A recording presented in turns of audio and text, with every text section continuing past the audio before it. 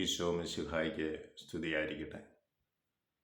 ഈശോ മിശിഹായിൽ സ്നേഹിക്കപ്പെടുന്നവരെ, പ്രഭാഷകന്റെ പുസ്തകം 3-ാം അധ്യായം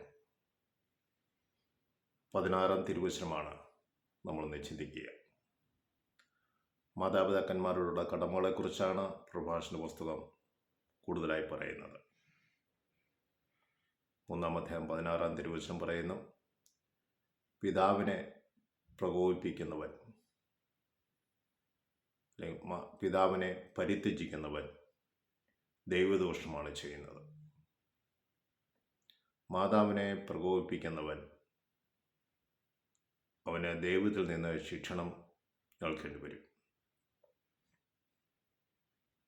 ഈ രണ്ട് കാര്യങ്ങൾ നമ്മുടെ ഹൃദയത്തിൽ നിറഞ്ഞു നിൽക്കട്ടെ. ഭൂമിയിൽ കാണപ്പെട്ട മാതാപിതാക്കളെ നമ്മൾ ബഹുമാനിക്കണമെന്ന് എടുത്തു പറയുക.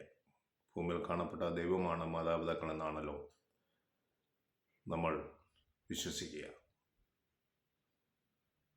അവരെ പ്രകോപിപ്പിക്കാതെയും അവരെ പരിത്യജിക്കാതെയും ഇരിക്കുവാൻ നമുക്ക് പ്രത്യേകം ശ്രദ്ധിക്കാം. എന്നെ ശ്രമിക്കുന്ന ചില വ്യക്തികളുടെ മാതാപിതാക്കൾ ഈ ലോകത്തിൽ നിന്ന് വേർപിരിഞ്ഞിട്ടുണ്ടാകാം. ഈ രണ്ട് മേഖലകളിൽ നമുക്ക് തെറ്റുപറ്റിയിട്ടുണ്ടെങ്കിൽ ഈശോ മിശിഹായെ കൂട്ടം നിർത്തിക്കൊണ്ട് അവരെ കണ്ട് നമുക്ക് അവരോട് മാപ്പപേക്ഷിക്കാം. അവരെ നമ്മുടെ ജീവിതത്തിൽ എന്നും നന്മയാണ് അവർ ആഗ്രഹിച്ചിട്ടുള്ളത്. ഈശോയോട് ചേർത്ത് നിർത്തി അവർ പ്രാർത്ഥിക്കുമ്പോൾ, അവരോട് ക്ഷമ ചോദിക്കുമ്പോൾ ദൈവമായ അനുഗ്രഹം നമ്മുടെ ജീവിതത്തിൽ വന്നു നിറയും. ദൈവം നമ്മളെ എവരെയും അനുഗ്രഹിക്കട്ടെ എന്ന് പ്രാർത്ഥിക്കുന്നു.